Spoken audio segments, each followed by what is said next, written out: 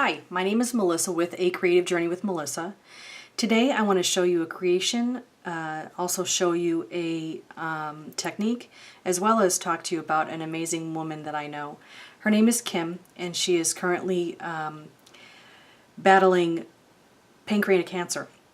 And she's doing a fantastic job. She is one of the strongest women I know, and this is what actually inspired me to create this creation today. This here is the card I'm going to be sending to her. And if you didn't know, pancreatic cancer, the color for pancreatic cancer is purple. So I thought this would be fitting. Okay, so we have that creation here. And right now I'm going to show you what exactly you'll need in order to create this creation. Hopefully I'll be able to talk better in the video other than what I just did. At any rate, so put that aside.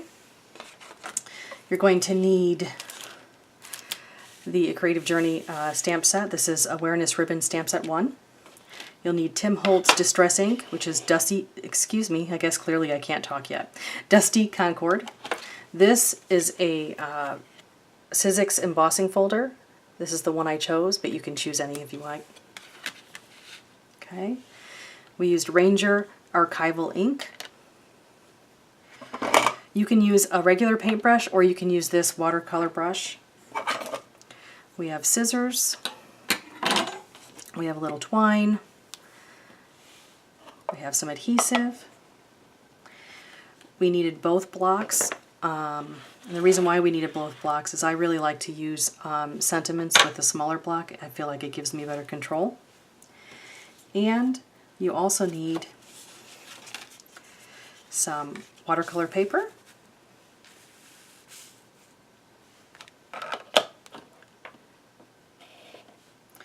You need some purple for the background, and you'll also need a card base. Okay? So those are the items you'll need. I suggest watercolor paper because I tried it without, which I will show you right here. And this is just regular paper, and you can see how it kind of bled through and the lines didn't really come out very clear. So watercolor paper keeps you from doing that when you're using ink and water. Otherwise it can also make your paper kind of flimsy and probably, I'm trying to think of the word, like sometimes it bows or it makes kind of at an angle like this.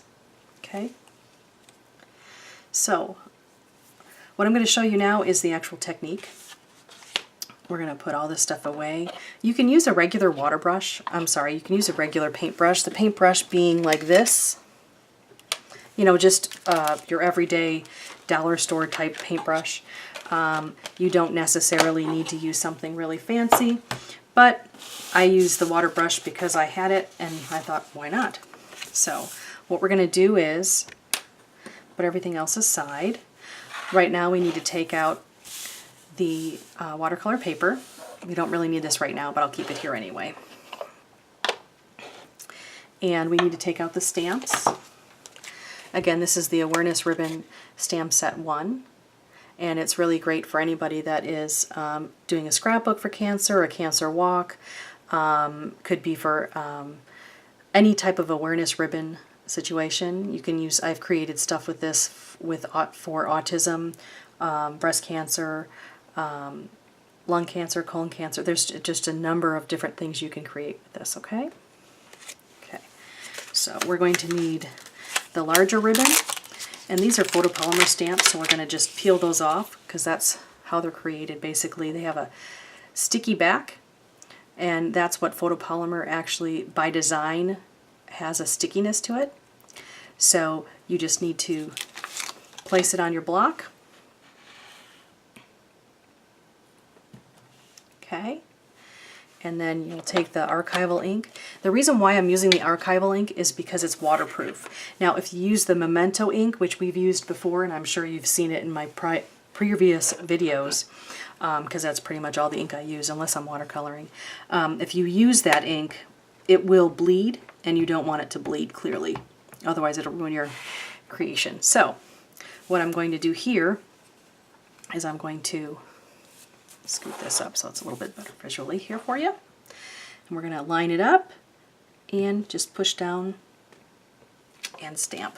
Okay, got a crisp image there. I'm going to put this aside. We'll clean that off later. And now I'm going to grab the sentiment on the stamp set.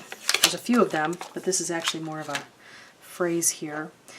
And I'm going to grab that, put that right on my block, line it up so it's even, and then we're going to use the same ink, ink that up,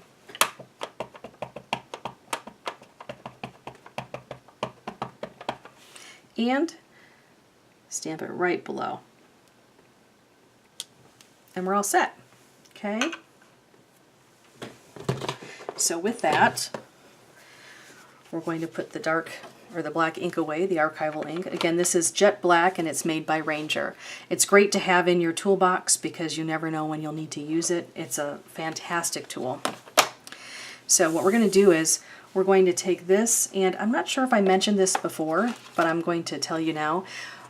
You can use a tile, like a porcelain tile. You could use any slick surface to do this technique. You can really use a palette if you want, whatever you'd like to use. I'm going to choose to use some of the recycled packaging that I use quite often, and if you see here, it's just clear. So all I'm going to do is I'm going to take this ink here, which again is the Dusty Concord, and I'm just going to stamp it on this area. It doesn't have to be a clear surface, just a area where it is slick or a non-porous surface so that you can utilize the material for the ink itself. Okay? And you'll see why it's not important what the actual item is that you use for it in just a second. So what I would also suggest you do is keep either a baby wipe handy or a paper towel handy, because sometimes some of the water brushes, they get a little bit too much filled with water, and sometimes it'll have a little bit too much water on your brush, and you may not want to have that much on your creation. So I'm just going to dry mine off a little bit just to make sure it's not too wet. Okay, I'm going to squeeze it just a little just to make sure there's some water in there. Okay, and you see how that is? A little bit of water. And all we're going to do here is just color. Take a little bit more water, a little bit more color, and we're going to color the image. Doesn't have to be perfect. Squeeze a little bit more water out. There we go. Makes it a little bit easier to color. So it's just like you would paint anything else. You don't have to have it perfect. It doesn't have to be in the lines. It can be outside the lines. It can be as great or as, I don't want to say messy, but however you like to create, this is your creation, and that's what I would do. I would go for it. Okay. So you can also use these watercolors on different flowers, and there's a whole bunch of different things you can do with watercolors. Many people don't realize that you can use the Tim Holtz Distress Ink as a watercolor. So it's really a fun technique. It's really simple. It's pretty user-friendly, as you can see. You don't have to be perfect with it, as you can see. I am not being as, I use the word picky, some people may say retentive, but at any rate, I like to make sure that it's colored in. Like I said, it's not perfect, but it is doing the job. And you can make it a lot lighter if you'd like.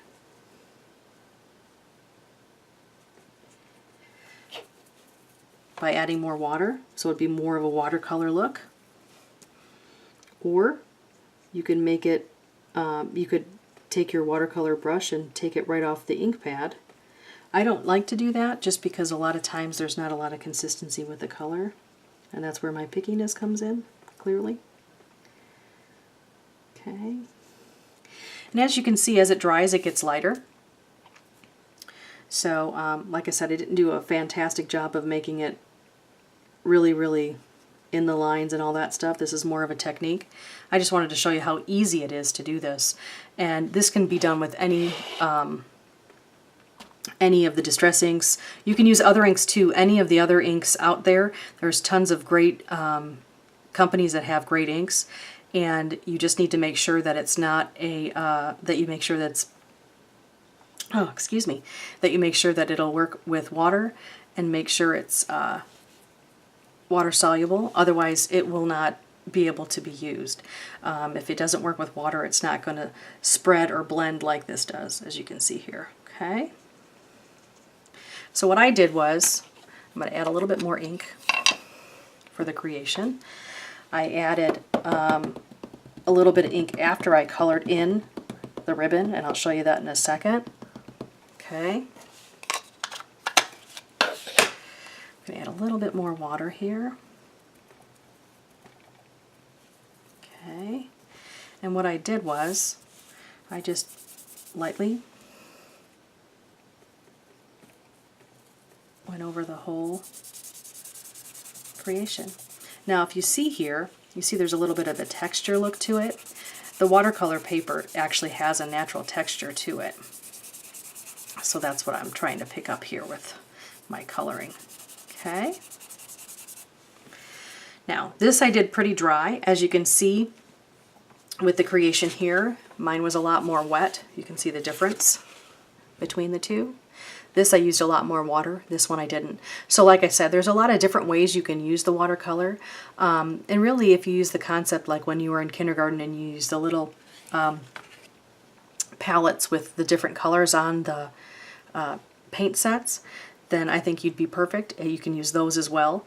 But it's really a quick way to get a little color to your creation, and even do like a background color if you'd like to do a background color. So anyway, I hope you enjoyed this video today, and I hope I showed you something different. And I hope that you think about all of the people that are fighting for this terrible disease and so many different other things.